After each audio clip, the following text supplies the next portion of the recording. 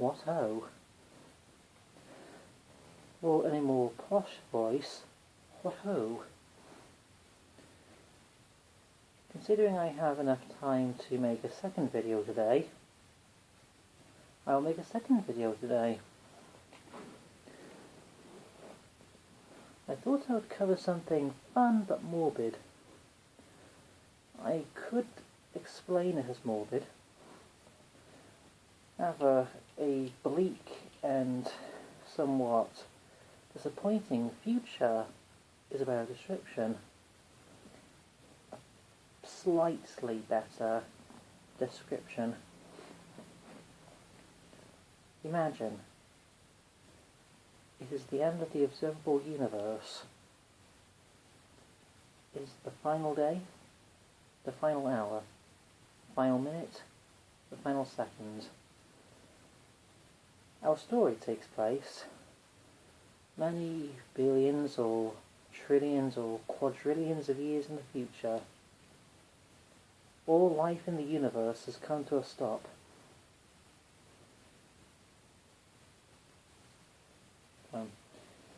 All life in the universe has come to a sudden and bleak stop.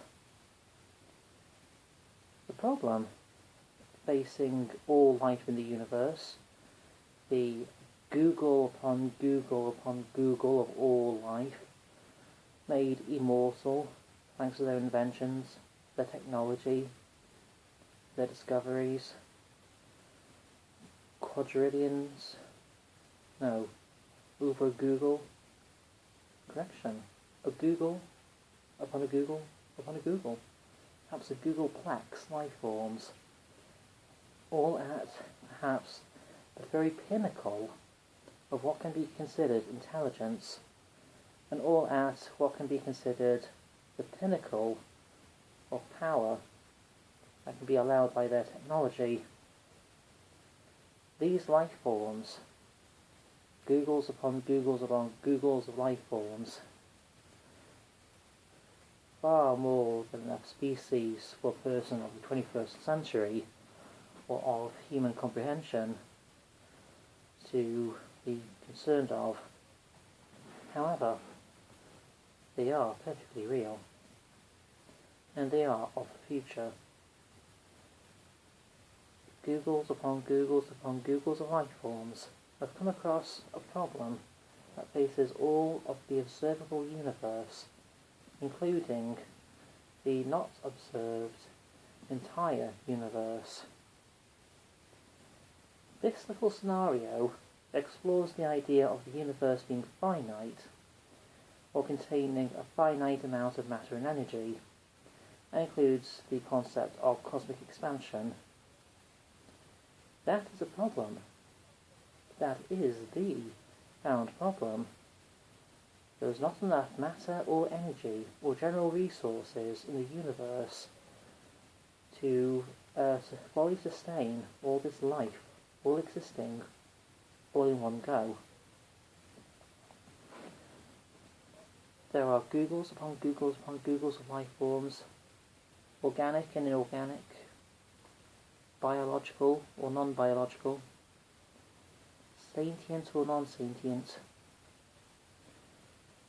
They are all a thing, and they are all kept either as themselves, but improved, modified, even godlike, thanks to their technology, or are hibernating in cryogenic stasis, or pauses in time, or perhaps even in holographic simulations, or computer simulations, perhaps including holographic simulations. They have decided to pick whatever is the best option for energy efficiency. There's not enough matter or energy in all of the universe for everything to be sustained. So everything, every device, every atom and molecule and subatomic particle is taken into account, and every device, every machine, every invention, every option, every invention has all been improved to more than the max efficiency of energy, and of course, concerning information. They have tried all forms of different methods for travel. They have travelled faster than light, all thanks to FTL-based technology like the Aculo drive, or the warp drive, or perhaps an improved version of the black hole drive. And they have tried to generate a wormhole. That is quite common, as it cuts out having to travel for such long duration. They have teleported matter and energy, of course not themselves, other than in an emergency, as that would bring up the Theseus paradox. Obviously the person on the other end is not exactly the original, rather a clone of the original. They have travelled through, they have found all sorts of methods of travel. However, in this little scenario, we will assume there is a limit as to how fast an object can travel faster than light, a limited amount of FTL, for an example, billions of times faster than light, or quadrillions, or perhaps Google times light speed. Considering cosmic expansion, as every asteroid, comet, planet, solar system, star, moon, exomoon, exoplanet, as every object is moving further away from each other, they are increasing in distance, and thus you would have to travel faster for compensation, or the journey would take longer, and eventually the ship or yourself would run out of either fuel or food. Your food being a form of matter or energy in general, as your body has been improved by technology. All life in the universe has constructed Dyson spheres or Alderon disks around every planet, every star, all around every form of energy, be it solar or a black hole, through the process of black hole farming. That has been explained by the YouTube channel Isaac Arthur. All matter and energy in the universe has been mined. All thorium, helium-3, fossil fuels, uranium, solar, wind, tidal, geothermal, hydro, biomass, algae biofuel, the amount of energy being exerted by your body through kinetic movement, other little things in light other than solar, for example gamma rays, Hawking radiation, gravity itself. All forms of matter and energy have been considered and have been mined or taken. The universe dictates, or rather the laws of physics dictate, energy cannot be created or destroyed, merely transformed, including matter, as matter and energy are, in a way, one and the same. Therefore the laws of physics are against energy being destroyed. However, they are also against energy being created. In this little scenario, we will assume they have no method of unlimited energy, they have no method of perpetual energy, creating matter or energy from nothing, travelling to alternate universes for an escape, or travelling through time to warn past selves to not grow as much, and no method of survival, as they are limited to the universe, and the universe in this little scenario is a finite amount of matter and energy in all of existence, plus there is cosmic expansion. So, all around the universe is nothing more than a black void of the universe itself, and dark metal. There's no point in painting any of the metal in any bright colour, or it would be a waste of paint.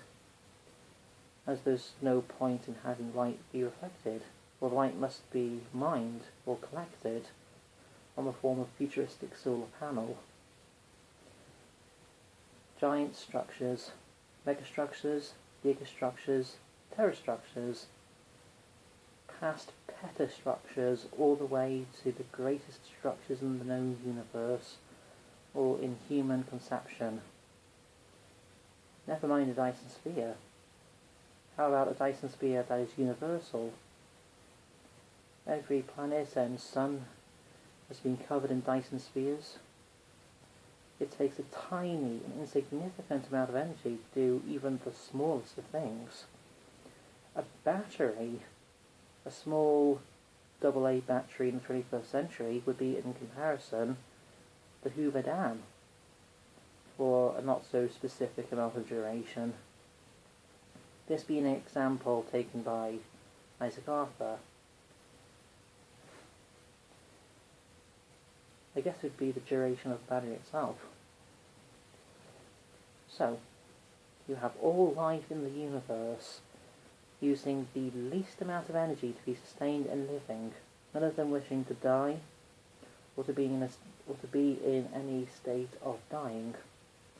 You have all life in the universe, godlike, trying to maintain themselves to at very minimal amounts of life support, be it in a computer simulation or holographic simulation or any number of things to be maintained. Air and water and food can be generated almost like nothing, but is in fact energy being converted into matter. Yes, that technology allows for things to be dimensionally transcendental. Of course, that's just all the more room. The universe has reached its final century, more than a century. The universe has reached its final millennium, century, year, month, fortnight, week, day, hour, minute, second.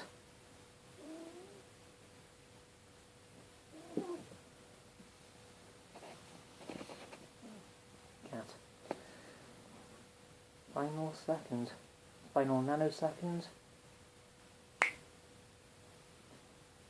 The universe is over. The universe itself has ended. A black void. All forms of matter and energy, all resources, all metal, gases, liquids.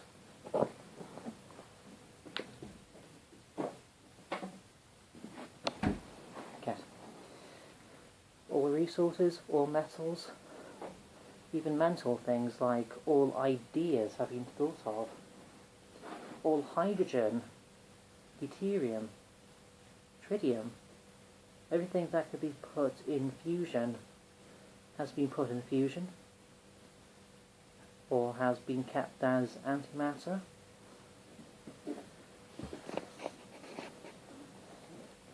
There are no more watts or joules.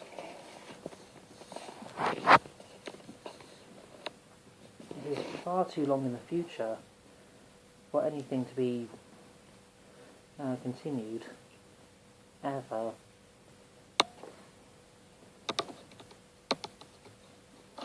It is the final second.